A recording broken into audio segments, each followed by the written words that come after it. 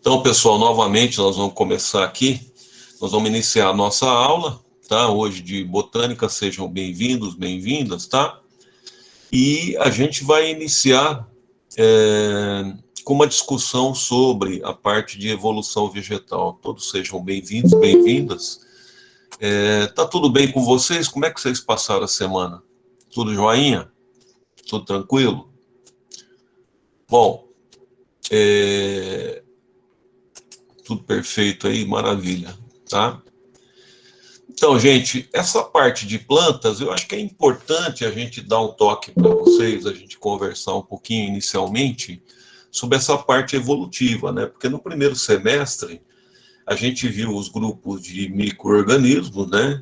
A gente viu um pouquinho sobre a questão da zoologia, aquela parte de reinos animais. E agora a parte de plantas, a gente vai querer discutir um pouquinho com vocês sobre essa parte aqui de evolução. Então, falar um pouquinho sobre o surgimento das plantas, uma vez que, deixa eu perguntar para vocês, vocês sabem que a vida, ela surgiu na água, né? A vida na Terra surgiu nos oceanos. Significa que, durante muito tempo na Terra, no nosso planeta Terra, a gente só tinha vida no oceano, não tinha vida na parte terrestre, tá? Então houve, na verdade, uma transição, houve um certo momento que houve uma transição, uma passagem, né, do ambiente aquático para o ambiente terrestre. E, na verdade, quem fez essa passagem inicialmente foram as plantas, né? Lembrando que antes das plantas saírem da água e ir para a terra, os animais ainda não tinham conquistado o ambiente terrestre. Então, na verdade, os organismos, vamos dizer assim, pioneiros, né? Que saíram do ambiente aquático e foram conquistar o ambiente terrestre foram as plantas. Então, nessa aula de hoje, a gente vai contar um pouco dessa historinha, como que foi esse processo, como que foi essa grande passagem, tá? Essa grande transição, digamos assim, das plantas saindo do ambiente marinho, principalmente, em direção à conquista do ambiente terrestre. Rodolfo, por favor, pode passar para mim. Então é o seguinte, para vocês terem uma ideia, os geólogos aí, no trabalho que é feito com as rochas mais antigas da Terra, o pessoal estima que o nosso planeta ele tem cerca de 5 bilhões de anos. Essa seria a idade de formação da Terra, tá? As formas mais antigas de vida, as formas assim hoje mais antigas de vida que são reconhecidas, tipo semelhantes a bactérias azuis, cianobactérias, elas giram em torno de 3,5 bilhões de anos. Bilhões, tá? Significa que a vida surgiu na Terra a essa bagatela aí de 3,5, 4 bilhões de anos atrás. Veja que durante esse período, isso surgiu nos oceanos, né? Houve uma série de circunstâncias ali, uma série de circunstâncias realmente que favoreceram o surgimento da vida no oceano. E durante bilhões de anos, essas células originais foram evoluindo, tá? Inicialmente, a gente só tinha organismos unicelulares. Com o passar da evolução, eles foram criando colônias, né?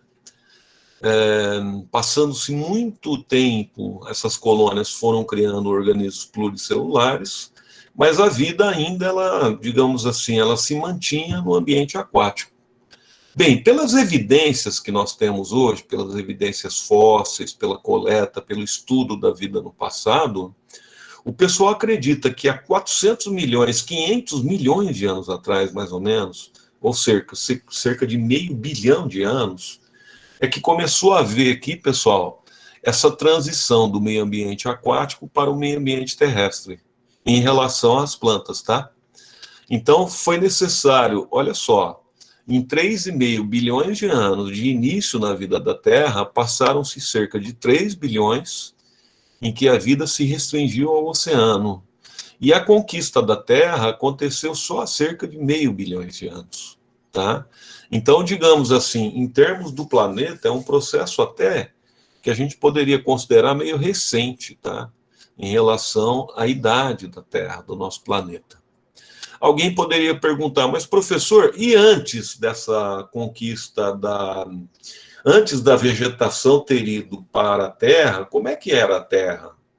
Olha, pessoal, provavelmente a Terra era igual à superfície da Lua. Era um grande deserto, porque você não tinha planta, tá?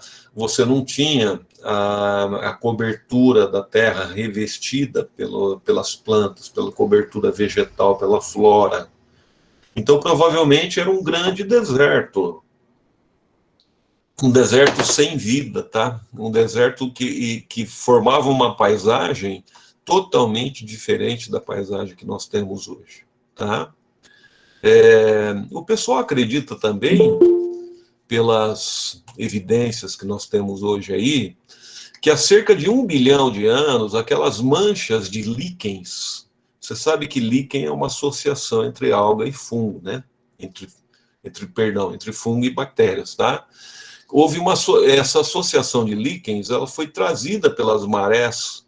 Você sabe que nós temos um movimento de marés, que varia de acordo com a atração lunar. Então, naquela região do litoral, né, você tem 2 horários por dia que temos maré baixa e maré mais alta, e esse movimento de maré traz constantemente, aliás, né, ele traz constantemente as correntes de água da região litorânea para a praia, né? Então, o pessoal acredita que há cerca de 1 bilhão de anos, essas manchas de líquens foram trazidas aí e começaram a se fixar nas rochas. Então, talvez isso foi o início de uma colonização. Ainda era uma colonização, vamos dizer assim, tímida, né? De um início de uma vegetação. É óbvio que o líquen não é planta de verdade ainda, mas já seria o início de uma colonização. Essa colonização, é importante entender que ela ocorreu por etapas. Inclusive, quando nós pegamos hoje quando você pega uma ilha, por exemplo, que surgiu no oceano, né? Uma ilha que surgiu, por exemplo, uma ilha vulcânica, de origem vulcânica. Os primeiros seres a colonizar aquela ilha realmente são os líquens, né? Porque eles são seres que têm pouca exigência em termos de matéria orgânica, eles sobrevivem sobre o sol, enfim. Então, provavelmente, os primeiros organismos, né, que se adaptaram assim ao ambiente terrestre foram esses líquens. Bem, provavelmente, após esses 400 milhões de anos que eu falei para vocês, o que deve ter ocorrido? A Terra deve ter sido lentamente, veja que isso precisou haver milhões e milhões e milhões de anos para ocorrer. Não é um processo que ocorre do dia para a noite, é um processo difícil de adaptação, né? Então, após esse período, lentamente, as plantas ainda de pequeno porte, as plantas rasteiras, as plantas herbáceas, né?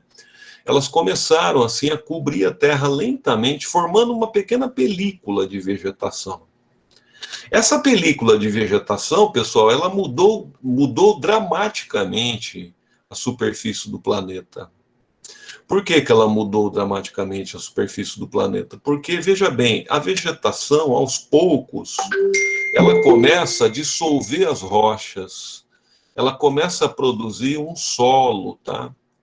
Esse solo começa a armazenar água, esse solo começa a armazenar matéria orgânica, esse solo começa a tornar mais propícia ali, aquela região terrestre, para as outras plantas que vão chegando naquela sucessão de vida que vai se formando, tá?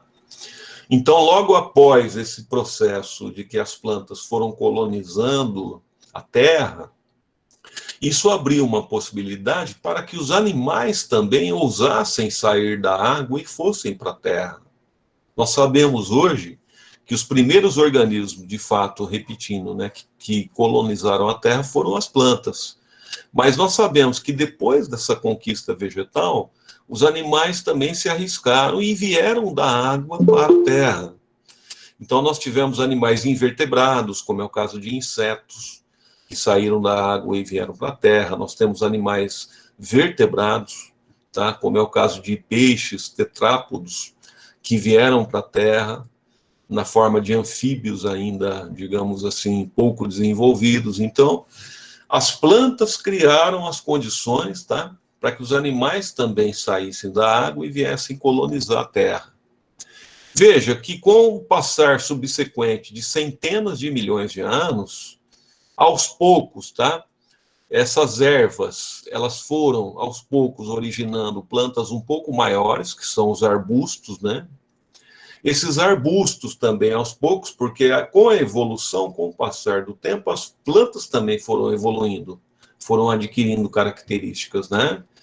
Esses arbustos foram originando também as árvores, tá? E a partir disso nós tivemos toda uma colonização fantástica que acabou de fato modificando de vez o planeta Terra, que foi colonizado pela vida, né?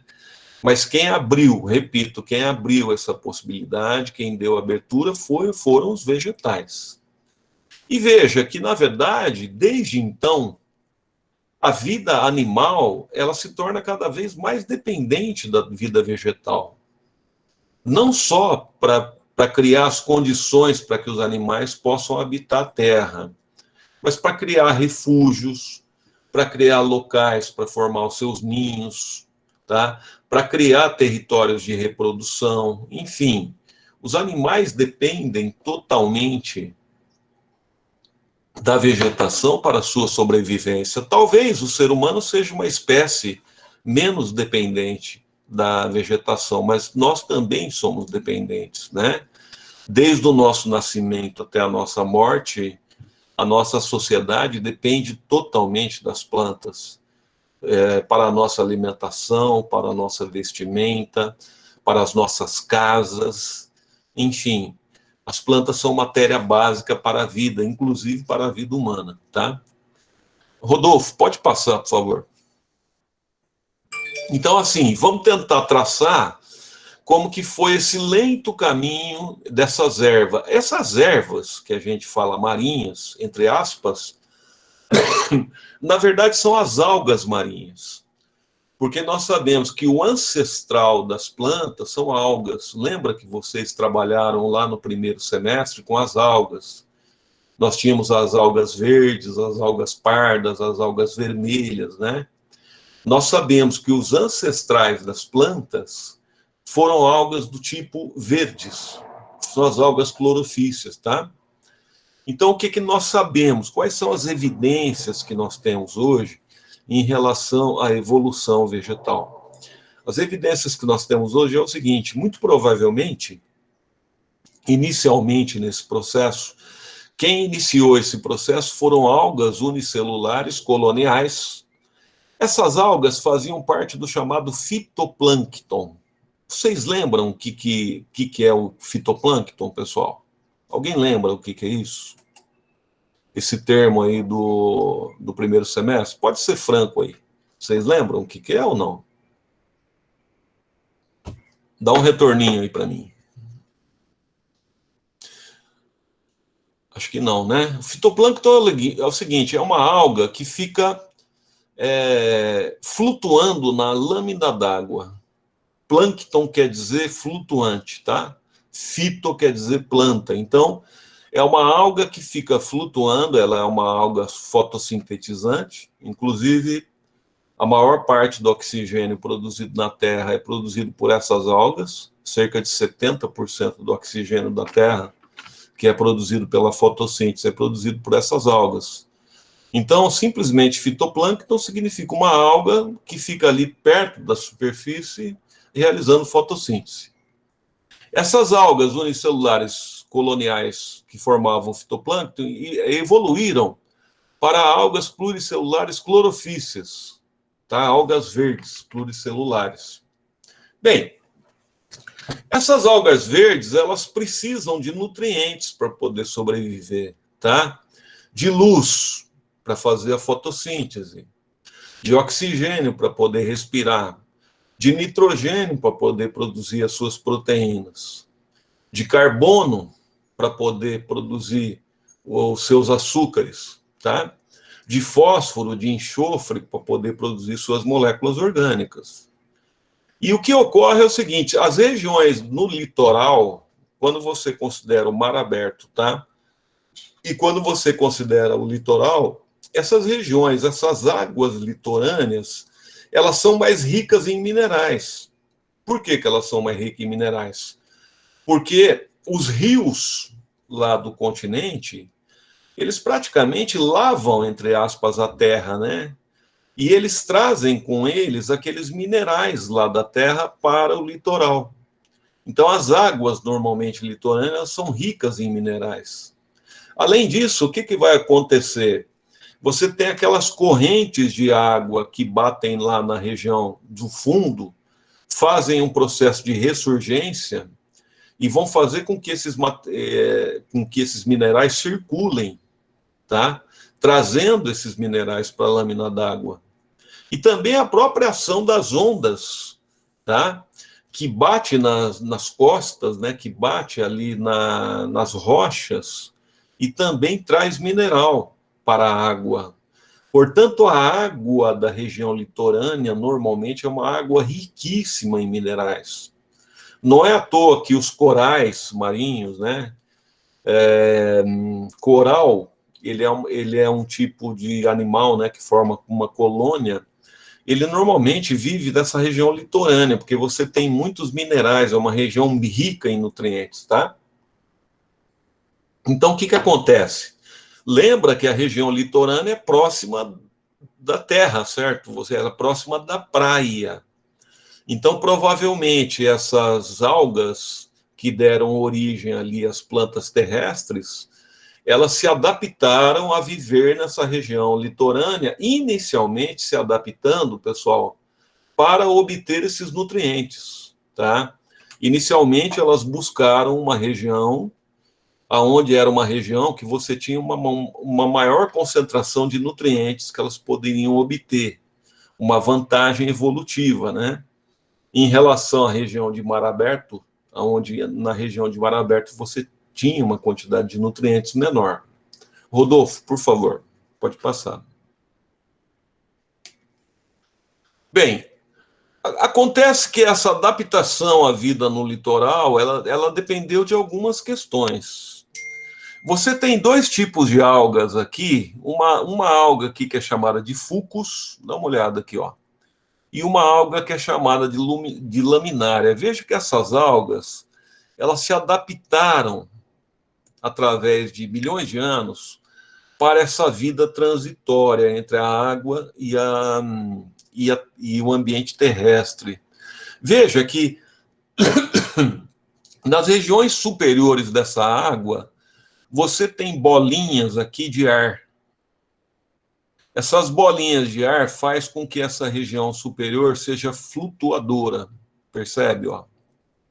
Normalmente essa região flutua porque ela vive numa região transitória de maré que vive encoberta ou vive descoberta de água, depende, né?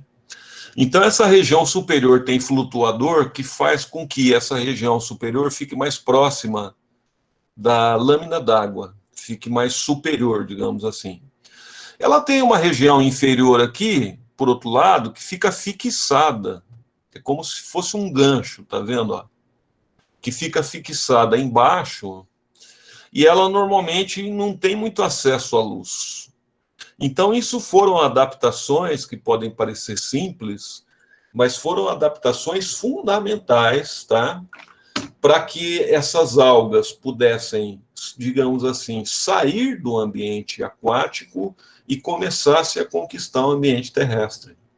Então, a primeira adaptação foram essas estruturas de fixação, tá vendo aqui? Esses ganchos, como se fossem ganchos. Esses ganchos que aderem ou que aderiram às rochas, se prenderam às rochas, abaixo da superfície, num lugar, digamos assim, que não tinha tanta luz, ó. Como era embaixo, né? Esses ganchos agarravam na rocha e era um lugar não tanto luminoso, tá? Com o passar do tempo, essas células de baixo, elas foram perdendo a capacidade de fazer fotossíntese. Elas foram se especializando, na verdade, nessa função de fixação, tá?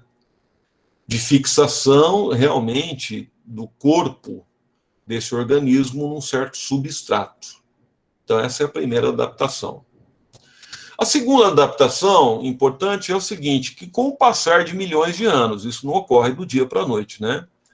Então, com o passar de milhões de anos, essas porções superiores aqui próximas, mais próximas à luz, elas começaram a se tornar finas e espalhadas, ó. Ou seja, elas começaram a aumentar sua superfície, tá? E essas células começaram a se tornar especializadas em fazer fotossíntese. Então, veja, você tinha partes do corpo da alga, dessa alga primitiva, dessa alga que deu origem às plantas atuais, né? Que tinha uma parte do corpo destinada à fixação inferior e que tinha uma parte do corpo superior destinada à ampliação da sua superfície com a finalidade de captar luz e fazer fotossíntese. Basicamente é isso, tá? E também algumas dessas algas desenvolveram uma adaptação extremamente importante, que foram tecidos condutores de seiva internamente, vasos condutores, tá? De cima para baixo. Então, vasos que poderiam conduzir esse alimento produzido na parte de cima aqui, pela fotossíntese, para trazer esse alimento de cima para baixo. Uma vez que a parte de baixo, vamos lembrar, ela tinha perdido a capacidade de produzir o seu próprio alimento pela fotossíntese. Mas aí se desenvolveu com o tempo um tecido condutor, tá? Que tinha capacidade de trazer essa comida produzida pela fotossíntese de cima para baixo.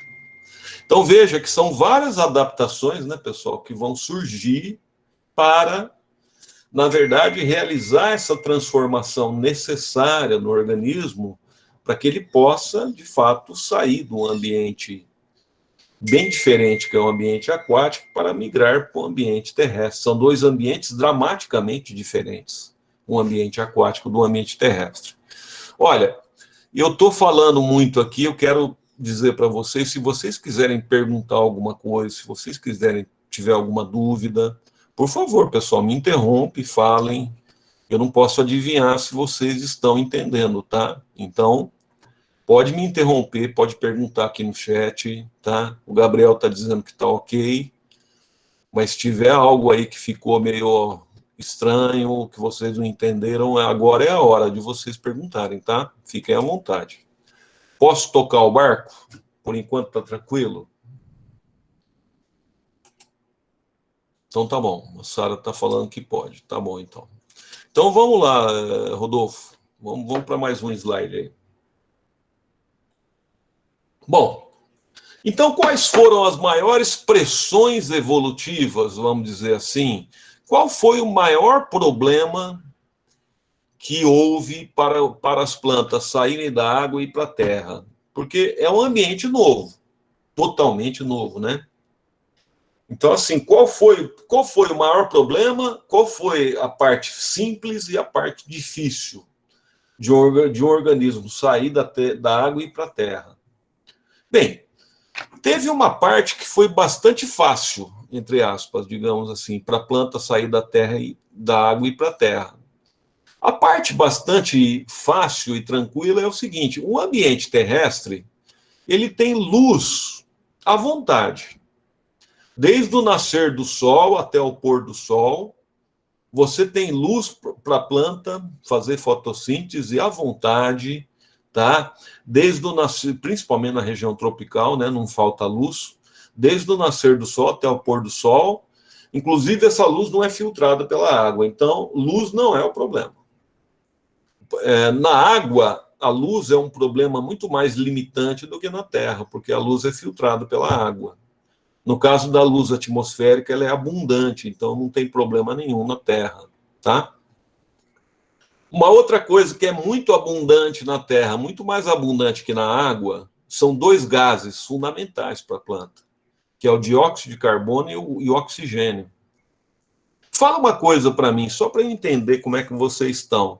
Qual que é a importância do CO2 para a planta? Alguém sabe me dizer por que que o gás carbônico é importante para a planta? Alguém saberia me dizer? Porque nós sabemos que o oxigênio é importante para a respiração, isso nós sabemos de todos os seres vivos. Mas por que, no caso das plantas, o gás carbônico é importante? Alguém saberia me dizer? Já para os animais não é necessário, nós não precisamos de gás carbônico, as plantas precisam de gás carbônico. Sem gás carbônico as plantas não sobrevivem. Por que será, hein?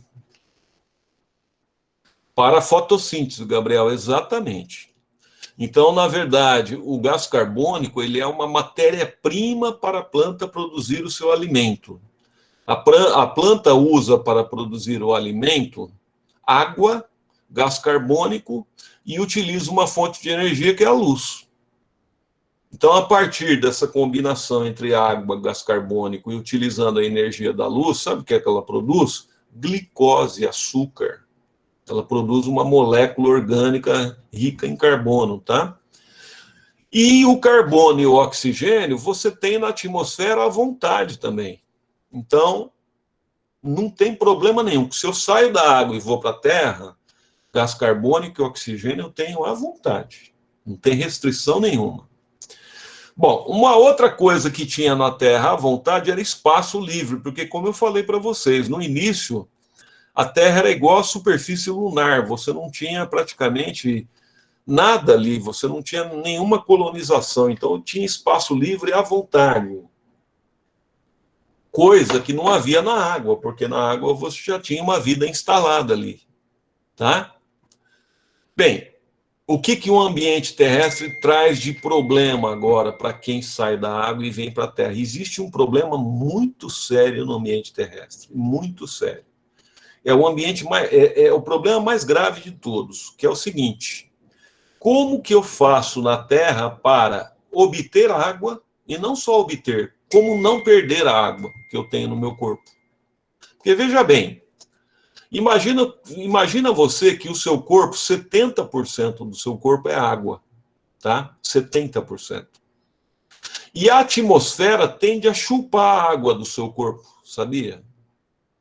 Tende a chupar a água do seu corpo. Então nós temos que ter mecanismos para manter a água no nosso corpo, porque senão a gente morre de desidratação. Isso todo organismo terrestre tem que resolver. Ele tem que dar um jeito de resolver, seja animal, seja vegetal. Qualquer organismo terrestre, ele tem que ter adaptações para evitar a desidratação, para evitar o que nós chamamos de dessecação. Porque, como eu estou te falando, eu repito, se nós não tivermos adaptações para não perder a água para a atmosfera, porque isso é uma tendência natural, tá? A atmosfera é muito mais seca do que o nosso corpo. Então, naturalmente, se nós deixarmos por uma tendência física, química, osmótica, natural, tá? Nós deveríamos desidratar. Desidratar até a morte. Você sabe que a água é fundamental para a sobrevivência. Então, assim, se nós começarmos a perder água por alguma razão, se nós perdermos uma quantidade relativa de água, é impossível manter a vida, tá? Então, esse é o grande desafio de quem sai de um ambiente aquático e vai para um ambiente terrestre. É desenvolver mecanismos para obter água, e não só obter água, manter essa água no corpo. Evitar com que essa água seja perdida para o ambiente. Esse é o grande desafio que os animais tiveram e que as plantas tiveram quando saíram do ambiente aquático e foram para o ambiente terrestre, tá? Rodolfo, pode passar. Então, nós vamos ver algumas adaptações que as plantas desenvolveram exatamente para tentar resolver esse grande problema. Qual é o problema que eu acabei de falar? Obter água e manter essa água no seu corpo. Bem, A primeira adaptação é o seguinte: como obter água? Como é que a planta obtém água? Pessoal, a planta obtém água através de um sistema eficiente de raízes.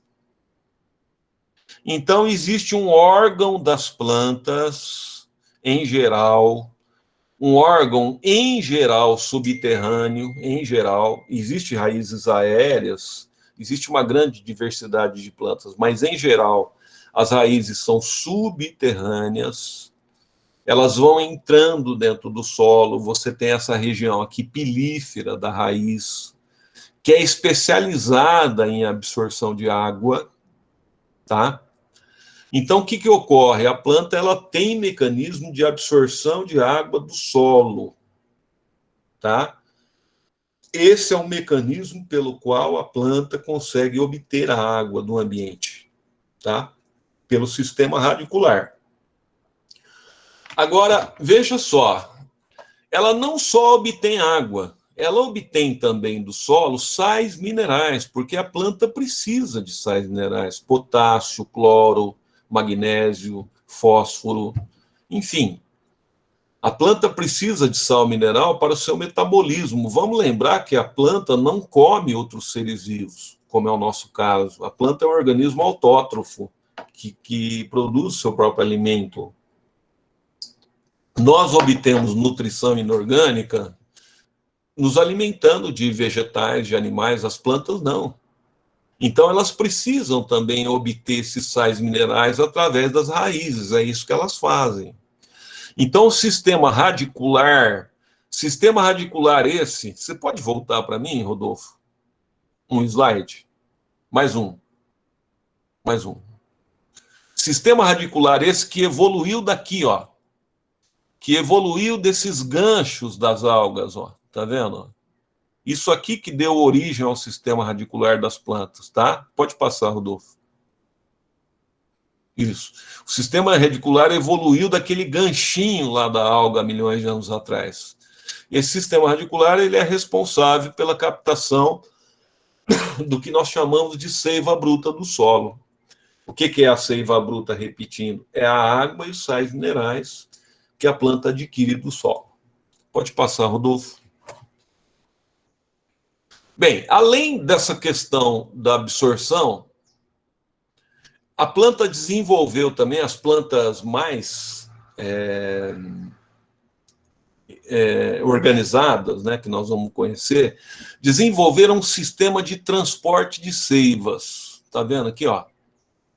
O que está em vermelho é a chamada seiva bruta.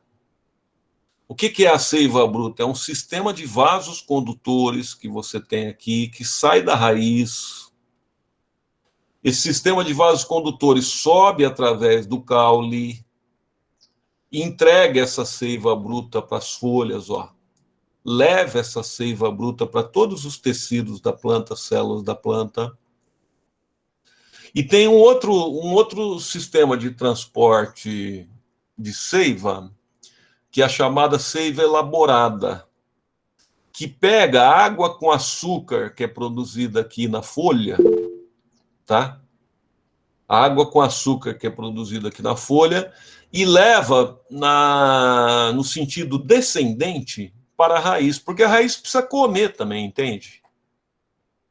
Então, as células da folha que precisam de água e sal mineral, a raiz manda para ela. Olha que coisa genial, que coisa bem organizada. As células da raiz que precisam de alimento, a folha manda para ela. Então, você tem um sistema aqui muito organizado, em que uma parte da planta fornece para outra aquilo que ela precisa. Água e sal mineral vem daqui, da raiz. Alimento orgânico vem daqui da folha, onde se realiza a fotossíntese. Veja como a planta é um organismo diferente, complexo, muito diferente da gente, né? A planta é um organismo à parte, realmente, paralelo, muito diferente de nós, tá? Tem um comentário aqui, o Tiago está falando, não pensava que era tão complexo assim, realmente. E isso aqui nós estamos falando de uma forma bem simples, viu, Tiago? Porque é mais complexo do que parece, tá? Pode passar, Rodolfo, mais um. Bem, eu falei para vocês que é importante obter água, transportar água, e é importante não perder, né? Então, nós vamos falar das adaptações para não perder. Como é que eu posso não perder a água numa planta? Porque se a água chega na folha e não tem nenhuma proteção, essa água vai evaporar e vai embora. E aí a planta vai morrer de desidratação. Tem uma adaptação que vai brecar isso, que é o seguinte: na folha, isso aqui é um corte de uma folha.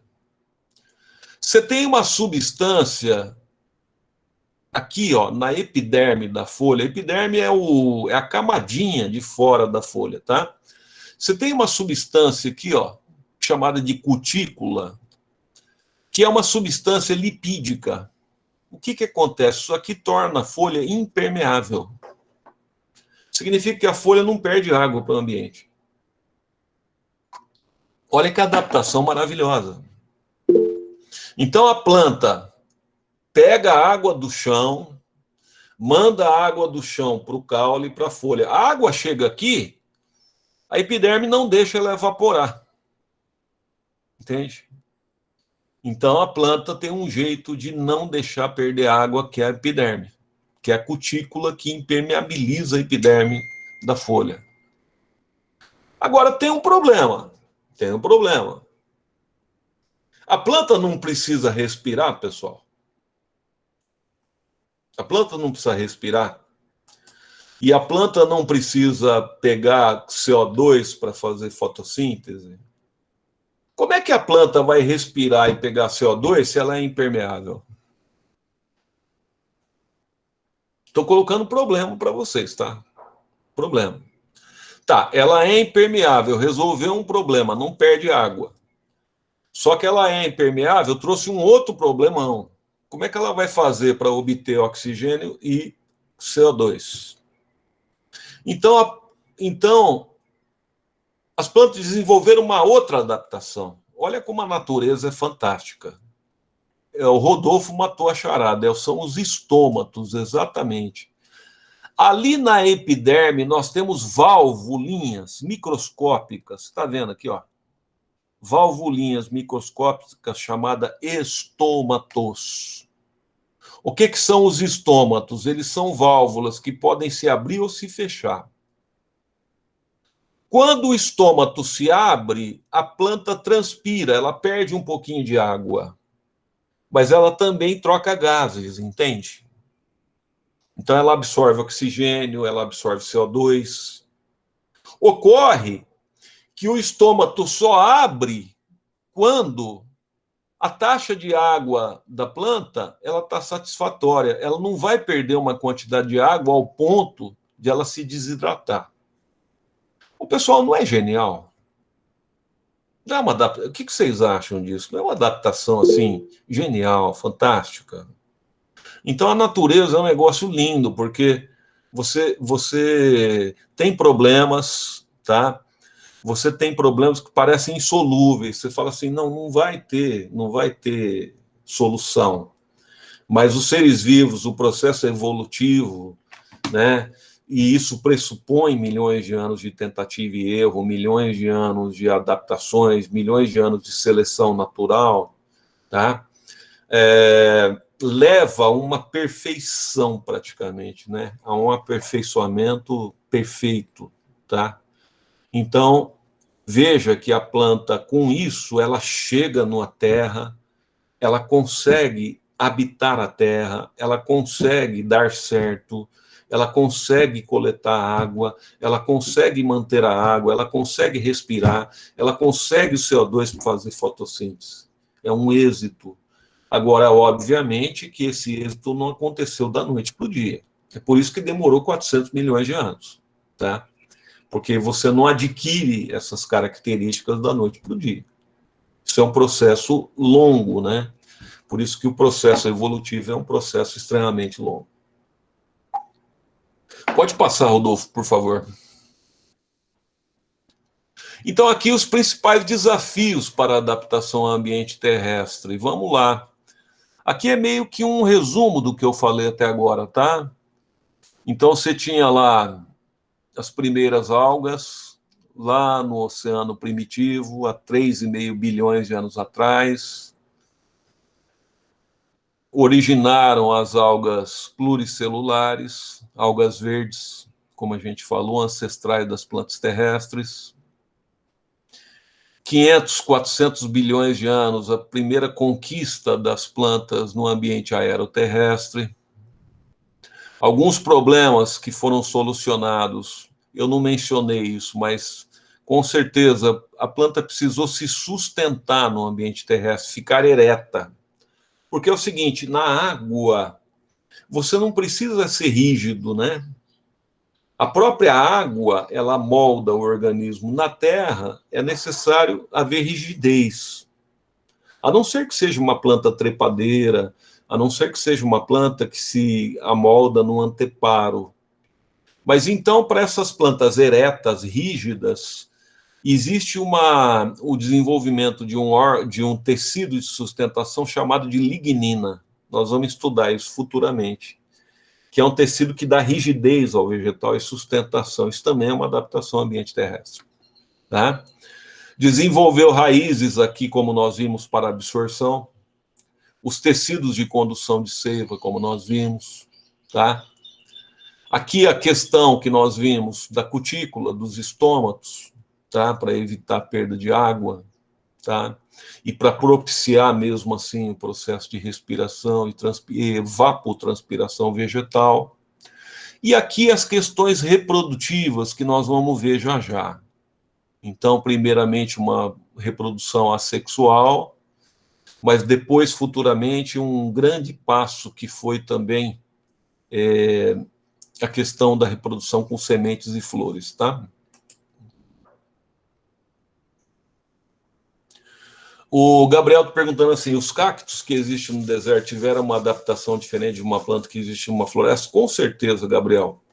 Uma adaptação extrema do cacto é que o cacto não tem folha, só para você ter uma ideia. O cacto substituiu folha por espinho, só para você ter uma ideia. É radical. O cacto, ele tem um caule suculento, significa que ele armazena água no caule. Todas as plantas suculentas são assim, como é o caso do cacto. Tá? Uma outra adaptação, o cacto só abre estômago à noite. Por quê? Porque à noite você tem uma temperatura mais amena. Então, outra coisa do cacto, normalmente a raiz do cacto é 2 vezes o tamanho do caule, exatamente pelo fato de poder obter uma maior quantidade de água. Enfim, essas plantas que você está falando de ambiente muito seco, elas têm adaptações extremas, tá? Para a economia de água e para a obtenção de água. São algumas adaptações, entre outras, que nós vamos ter, que é bem diferente de uma planta de floresta tropical, por exemplo, úmida, bem diferente. Pode passar, por favor, Rodolfo. Bom, vamos falar então sobre algumas adaptações em relação à reprodução que as plantas terrestres inventaram, vamos dizer assim. Pode passar, Rodolfo. Também com o tempo, tá? Olha, uma coisa genial que surgiu nas plantas mais evoluídas são as flores. As flores é uma invenção da natureza, assim, fantástica.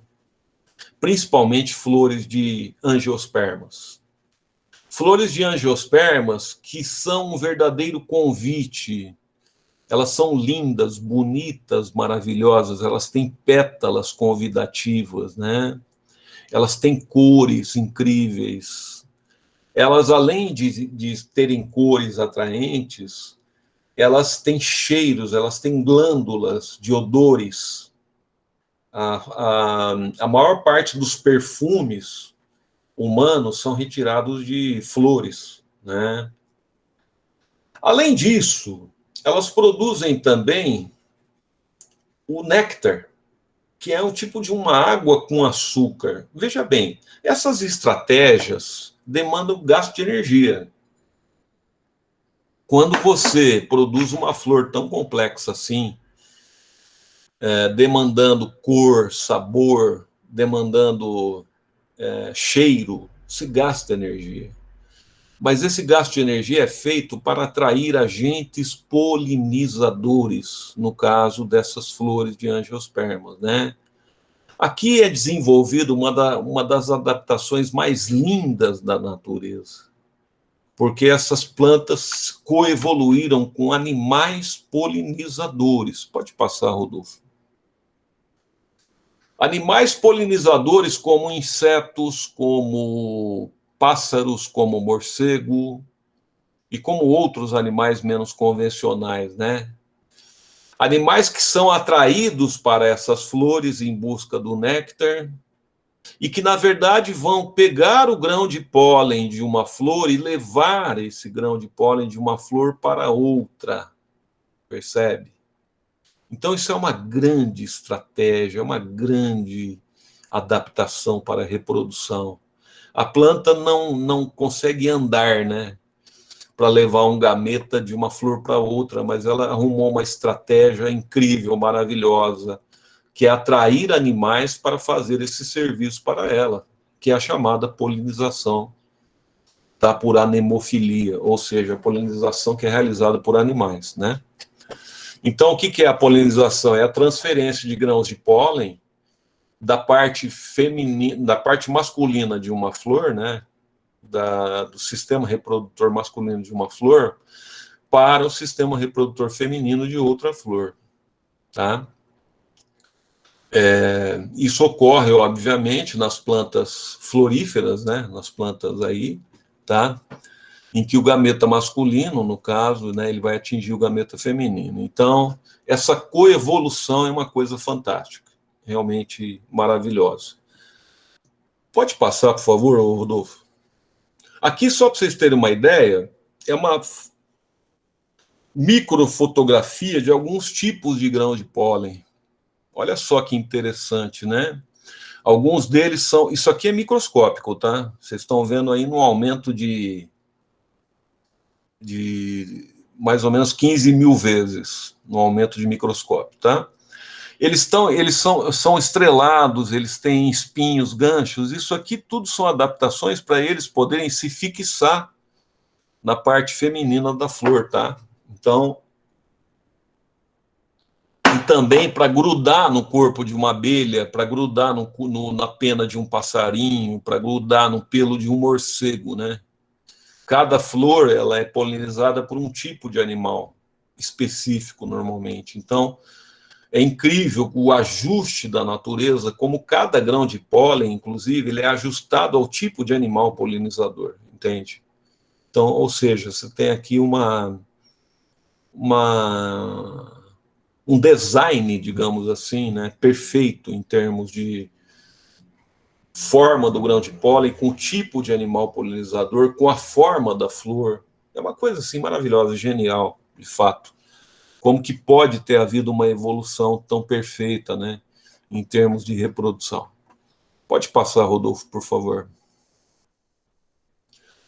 Outra coisa fantástica que as plantas inventaram, vamos dizer assim, em termos de reprodução, é a semente, tá? Então, o que é a semente? A semente é um envoltório do embrião. O embrião é aquele ser que foi originado pela reprodução sexuada, né? Certo? Que pode ter sido até por autofecundação ou fecundação cruzada entre dois indivíduos, tá? De sexos diferentes. Mas, na verdade, a semente foi uma grande invenção, porque ela protege o embrião, né? A semente tem uma reserva chamada de endosperma, em que quando o embrião começa a germinar, ó, quando ele começa a germinar nas primeiras fases, existe ali uma reservinha de comida, de nutrientes para o embrião usar que tem na semente, antes de ele começar a fazer fotossíntese, com as primeiras folhas, tá? E uma coisa que é mais genial da semente é o seguinte: a semente ela não precisa germinar imediatamente, entende? A semente pode esperar, entre aspas, o melhor momento ambiental para germinar. Ela pode esperar a temperatura ideal, a quantidade de água ideal, ela pode esperar o pH ideal, ou seja, Existe semente, pessoal, que pode ficar, já foi encontrada sementes, por exemplo, em estado de latência, que faz 10 anos que não germinou. Entende? Então isso é espetacular, porque a planta, a semente, ela pode, digamos, entre aspas, escolher o melhor momento para fazer a planta germinar. Isso é genial. Ela não germina enquanto ela não encontra a melhor condição, entende? Porque, é como eu falei, a semente, enquanto ela não germina, o embrião fica em dormência. É como se ele estivesse dormindo, tá? Apenas quando o gatilho ambiental ele é acionado, digamos assim, quando você tem as melhores características ambientais, é que, de fato, tá, vai ser acionado o processo de germinação. Dois tipos de plantas têm sementes, as gimnospermas e as angiospermas, as outras não. Tá? São as plantas mais evoluídas, se é que a gente pode dizer, que apresentam sementes de verdade. Tá? Pode passar, Rodolfo. E vamos ter também o fruto. Fruto, que é uma exclusividade das angiospermas. O fruto, ele reveste as sementes, ele protege as sementes e ele auxilia a dispersão das sementes. Veja, existe uma correlação entre distância da semente da planta-mãe e sobrevivência dessa semente. Olha só esse gráfico. Quanto mais distante a semente for mandada da planta-mãe, maior é a chance de sobrevivência dela. Essa é a importância do fruto. Vamos supor que um tucano, lá em Águas da Prata, ele comeu hoje cedo um mamão de Águas da Prata. Mamão é um fruto, né? E dentro do mamão tem a sementinha de mamão, aquela pretinha ali. Tá. O tucano comeu o mamão em Águas da Prata. Vamos supor que esse tucano ele voou para Poços de Caldas, tá? E chegou em Poços 11 horas da manhã. Aí ele chegou em Poços 11 horas da manhã, sentou ali no quintal de uma casa e fez um cocô básico ali. Nesse cocô do tucano saiu uma semente de mamão. Escuta, o tucano levou a semente de Águas da Prata para Poços de Caldas. O nome disso é dispersão, entende? Então, a semente ajuda, desculpe, o fruto ajuda, tá, a dispersar a semente. Você quer ver outro tipo de semente? É carrapicho do mato. Sabe carrapicho do mato? É um fruto. Então, aquele carrapicho gruda na tua calça, você vai levar esse carrapicho para um lugar super distante. A hora que ele cai da tua calça, tem semente lá dentro, vai germinar num outro lugar, entende? Essa é a função do fruto. Fruto, repito, que é uma estrutura exclusiva no caso do grupo das angiospermas, tá bom? Bem, gente, eu acho que o que eu tinha, eu falei bastante, né? O que eu tinha. O Rodolfo está falando, eu pensei que eles pudessem ser sementes. Não, o carrapicho é fruto. Dentro do carrapicho tem sementes, tem sementinhas lá dentro, tá? Pessoal, eu falei bastante hoje, tem muita coisa. Eu vou deixar, então, essa aula gravada para vocês. Deixa eu aqui interromper. Eu acho que eu vou interromper a gravação aqui já. Certo.